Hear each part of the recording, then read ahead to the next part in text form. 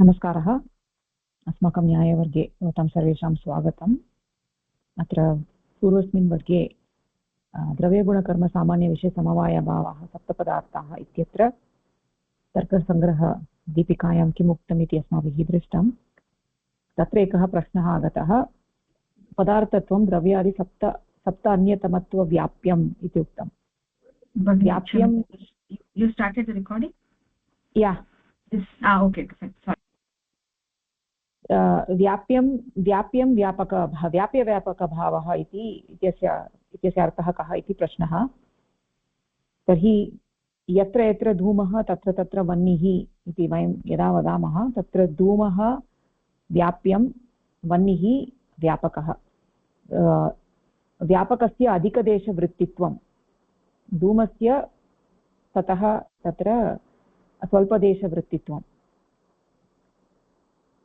तदेव व्याप्यव्यापकभावः। यत्र धूमः तत्र वह्निः इति यदा वदामः, तर्हि वह्निः तादृशस्थले अपि वर्तते यत्र धूमः नास्ति। अयोगोलके अपि वह्निः वर्तते, तत्र धूमः नास्ति, ततः तत्र वह्नेः अधिकदेशवृत्तित्वं, धूमस्य न्यूनदेशवृत्तित्वं। तर्हि यत्र कुत्रापि धूमः वर्तते तत्र वह्निः अवश्यमेव भवति इति तादृशसम्बन्धः अनयोः वर्तते। एवम् अत्र पदार्थत्वं द्रव्यादिसप्त अन्यतमत्वम् इति यदा वयं वदामः, तत्र सप्त इत्युक्ते तत्र सप्तपदार्थाः सन्ति खलु। तर्हि सर्वेषु पदार्थेषु पदार्थत्वं वर्तते। तर्हि यत्र यत्र पदार्थत्वं वर्तते तत्र एतेषु सप्तसु कश्चन पदार्थः भवति। तदेव पदार्थत्वं द्रव्यादिसप्त अन्यतमत्वं। द्रव्यगुणकर्मसामान्यविशेषसमवायभावाः इति सप्तपदार्थाः, तेषु अन्यतमः यत्र भवति तत्र तु पदार्थत्वं वर्तते। पदार्थत्वं व्याप्यं, अन्यतमत्वं सप्तान्यतमत्वं व्यापकम् इति तत्र व्याप्यव्यापकभावः। अत्र तु समव्याप्तिः अस्ति। यत्र पदार्थत्वम् अस्ति तत्र सप्तान्यतमत्वमपि वर्तते। Wherever there is padarthatvam, there one of these padarthas will be there. Dravya guna karma samanya vishesha samavaya bhava, one of them will be there. That is all it is. Avagatam va? Astu, avagatam. I will say that. Okay. Tarhi idanim atra and मूले तथा हि इत्युक्ते अर्थः किम् अस्ति भगिनि? कुत्र मूले तथा हि इति लिखितं? कुत्र, कस्मिन् परिचयं? तत्र ह्यः न पूर्वस्मिन् कक्षायां तत्र पठितं किल, दीपिकायां तथा हि नीलं तमश्चलति इति। मूले तथा हि इत्युक्ते अर्थः किम् अस्ति? कुत्र मूले तर्कसङ्ग्रहदीपिकायाम् इति वदति वा? आम् दीपिकायां यत् पठितम् अन्तिमपरिच्छेदे यत् पठितम् अग्रिम द्रव्यं विभजते तत्र इति, तत्र द्रव्यादिमध्ये द्रव्याणि नवैव इति अन्वयः तत्र तस्मिन् तृतीयवाक्ये। ओके इत्युक्ते ननु तमसः दशमद्रव्यस्य विद्यमानत्वं वा कथं नवैव द्रव्याणि इति प्रश्नः। ओके, तर्हि तत्र प्रश्नस्य उत्तरं किमर्थम् एतादृशप्रश्नः उद्भावितः इति चेत्, तथा हि नीलं तमश्चलति इति अबाधितप्रतीतिबलात् इति। तथा हि इत्युक्ते यः प्रश्नः पृष्टः तस्य इदानीम् एवम् उत्तरम् इति वदति, तथा हि। एवं वा? अस्तु, तदेव तथा हि इत्युक्ते बहुत्र अस्ति। तथा हि इत्युक्ते किम् अस्ति इति न मया। तथा हि इत्युक्ते तदेव तत्र। तर्हि इदानीं तत्र साक्षात् गच्छामः वा? आम् तत्र तत्रैव द्रव्यगुणकर्मसामान्यविशेषसमवायभावः इत्यत्र एव इदानीं न्यायबोधिनी अस्माभिः द्रष्टव्या।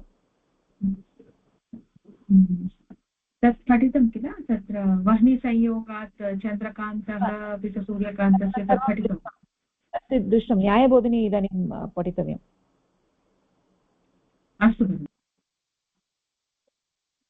एकक्षणं स्क्रीन् शेर् करोमि, एकक्षणं करोतु।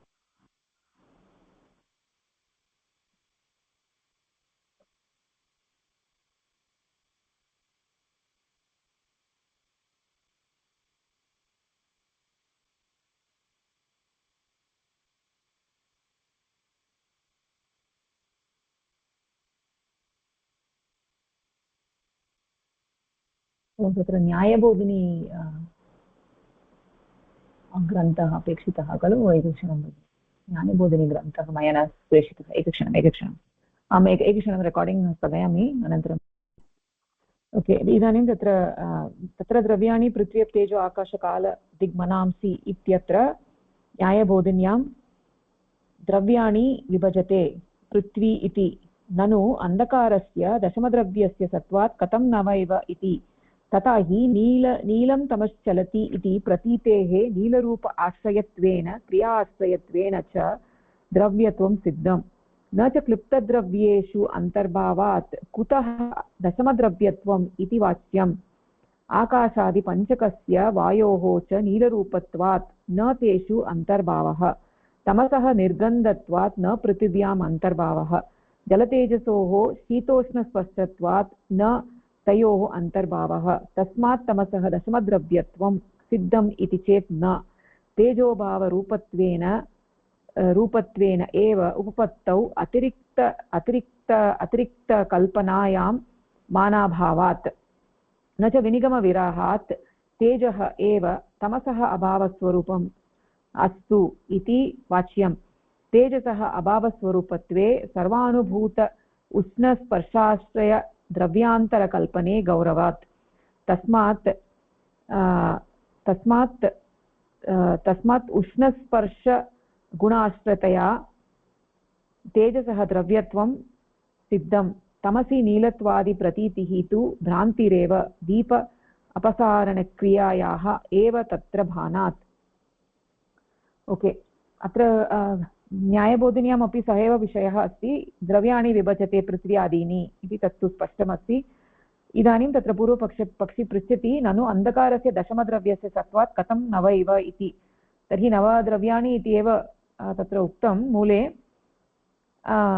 तर्हि तत्र दशमद्रव्यम् अन्धकारः अपि अस्ति खलु दशमद्रव्यरूपेण तर्हि कथं भवान् वदति यद् सिद्धान्ती भवान् कथं वदति यत् नव एव इति किमर्थं वदति इति एवम् उक्त्वा सः वदति तथा हि किमर्थम् एवं वदति इति चेत् तथा हि नीलं तमश्चलति इति प्रतीतेः नीलरूप आश्रयत्वेन क्रियाश्रयत्वेन च द्रव्यत्वं सिद्धम् इत्युक्ते द्रव्यम् इति कस्य द्रव्यम् इति अथवा द्रव्यस्य लक्षणं किम् इति चेत् क्रियाश्रयत्वं रूपाश्रयत्वम् इति द्रव्यत्वम् इति सामान्यलक्षणं तर्हि तमसि अन्धकारे तत्र कृष्णवर्णः वर्तते नीलरूपं वर्तते अपि च तमसि तत्र चलनक्रियायाः प्रतीतिः भवति अतः क्रियाश्रयत्वेन रूपाश्रयत्वेन तमः अपि द्रव्यम् इति सिद्धं तदाधारेण दशमद्रव्यत्वम् इति भवतु इति पूर्वपक्षी पृच्छति अपि च पूर्वपक्षी यद् वदति यत् क्लिप्तद्रव्येषु अन्तर्भावात् कुतः दशमद्रव्यत्वम् इति इदानीं यदा पूर्वपक्षी एवं वदति तत्र तमसः दशमद्रव्यत्वम् अस्ति इति वदति तदानीं सिद्धान्ती एवमपि प्रष्टुं शक्नोति यत्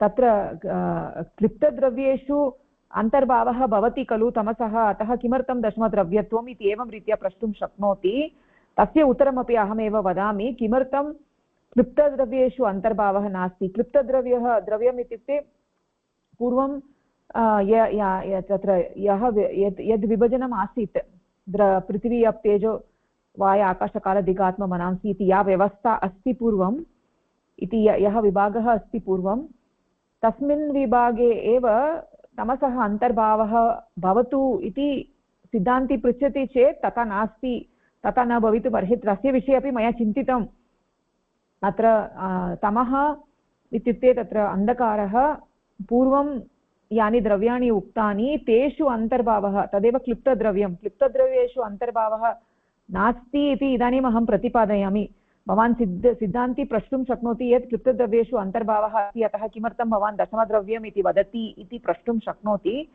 तथा नास्ति तथा न वक्तुं शक्यते क्लिप्तद्रव्येषु अन्तर्भावः नास्ति तमसः यतोहि अत्र किं तत्र द्रव्याणि यदा वयं पश्यामः तत्र आकाशादिपञ्चकस्य वायोः च नीलरूपत्वात् न तेषु अन्तर्भावः आकाशे तु रूपमेव नास्ति अनन्तरं अन्यद्रव्यस्य प्रत्येकं द्रव्यं वयं स्वीकृत्य पश्यामः चेत् आकाशे तु रूपमेव नास्ति परन्तु तमसि रूपं वर्तते, वायोः रूपमेव नास्ति परन्तु तमसि रूपं वर्तते। अतः आकाशे वायौ तु तत्र तमसः अन्तर्भावः नास्ति, तमसि गन्धः नास्ति इति कृत्वा तमसः निर्गन्धत्वात् पृथिव्याम् अन्तर्भावः अपि न भवति। अनन्तरं जलतेजसोः शीतोष्णस्पर्शत्वं वर्तते, जले शीतस्पर्शः तेजसि उष्णस्पर्शः वर्तते, तमसि तु स्पर्शः नास्ति इति कृत्वा तत्रापि अन्तर्भावः न भवति इति कृत्वा यत्र पूर्वं यानि द्रव्याणि उक्तानि तेषु तमसः अन्तर्भावः न शक्यते इति कृत्वा तमसः दशमद्रव्यत्वम् इति सिद्धम् इति पूर्वपक्षी वदति। तदानीं सिद्धान्ती वदति न तथा नास्ति, वस्तुतः तमः तु तेजोभावरूपमेव तमः, यत्र प्रकाशस्य अभावः अस्ति तत्रैव तमः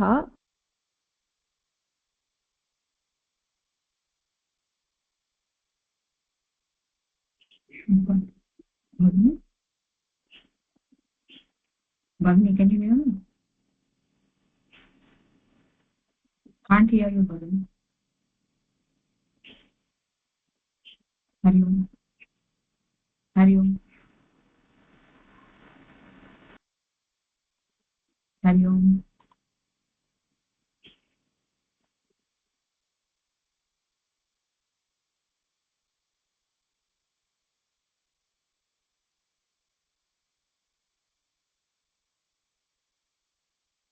अस्तु इति वाच्यम्। इदानीं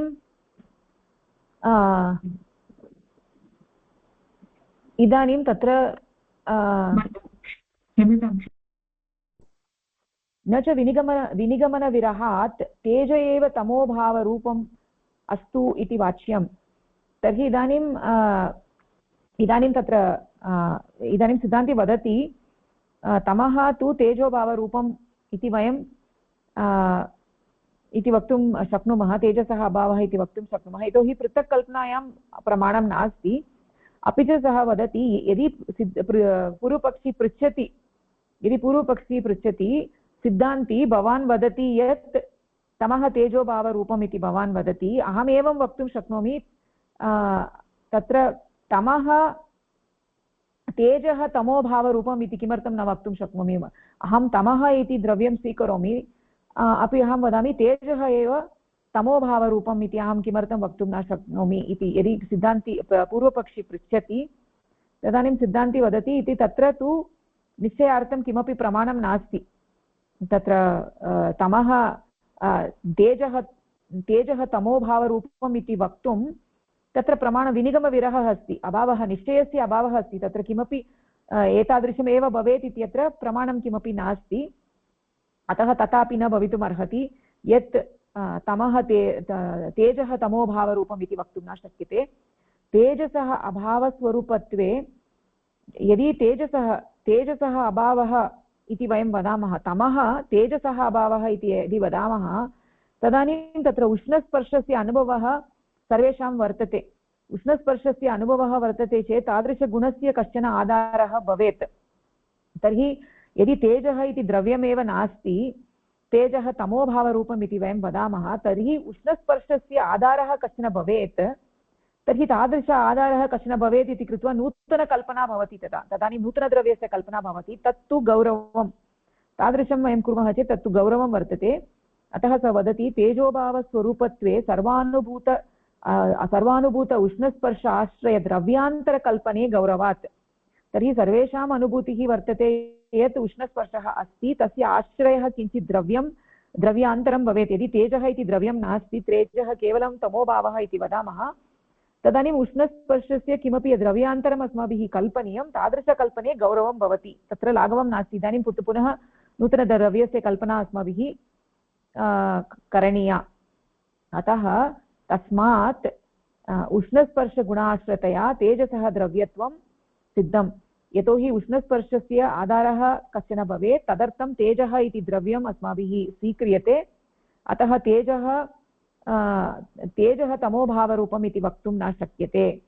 अतः अत्र तमः वस्तुतः तेजोभावरूपम् इत्येव स्वीकर्तव्यम् तमसि नीलत्वादिप्रतीतिः तु भ्रान्तिः एव तमसि यदा तत्र नीलत्वरूपस्य भ्रान्तिः अथवा क्रियायाः भ्रान्तिः तत्तु क्रियायाः प्रतीतिः तत्तु भ्रान्तिः एव तर्हि दीप क्रियायाः एव तत्र बाणात् तर्हि यदा दीपस्य अपसरणं भवति तदानीमेव तत्र नीलत्वम् अनन्तरं तत्र चलनक्रिया इत्यनयोः प्रतीतिः भवति वस्तुतः तत्तु भ्रान्तिः एव तमसि तु तादृशक्रियापि नास्ति रूपमपि नास्ति इति उक्त्वा तत्र तमः इति नूतनद्रव्यस्य आवश्यकता नास्ति दशमद्रव्यस्य आवश्यकता नास्ति इति सः वदति सिद्धान्ती वदति अत्र किमपि कोऽपि प्रश्नः अस्ति वा वेरि नैस् तत्र प्रश्नः अस्ति तत्र विनिगमना विरहात् तेजः एव इति तत् न अवगतं विनिगमनं मीन्स् निश्चयस्य विरहः मीन्स् अभावः निश्चयस्य अभावः इति एवमेव भवति इत्यत्र निश्चयः नास्ति तत्र तमः तेजोभावः इत्यत्र निश्चयः नास्ति इति पूर्वपक्षी वदति सिद्धान्ती वदति तेजः तमोभावः इति वक्तुमपि तत्र प्रमाणं नास्ति निश्चयस्य अभावः इति एव अर्थः अभावः अस्तु अवगतम् उत्तमं निर्णयार्थम् अभावः प्रमाणाभावात् निर्णयः न शक्यते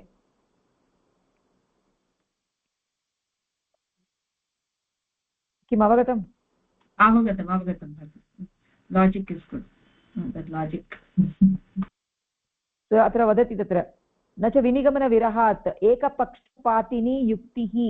एकपक्षपातिनी युक्तिः विनिगमना तस्याः विरहः इत्युक्ते एकं पक्षं स्वीकर्तुं तत्र प्रमाणम् आवश्यकं तादृशप्रमाणाभावः इति प्रमाणाभावः विनिगमनविरहः इत्युक्ते प्रमाणाभावः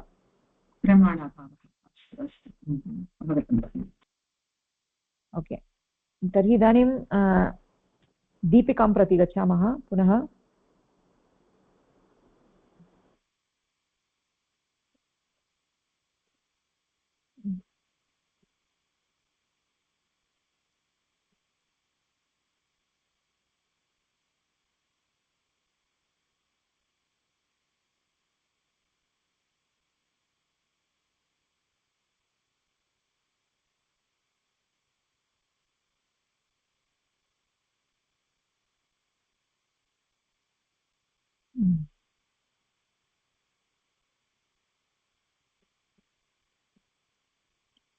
क्षणम्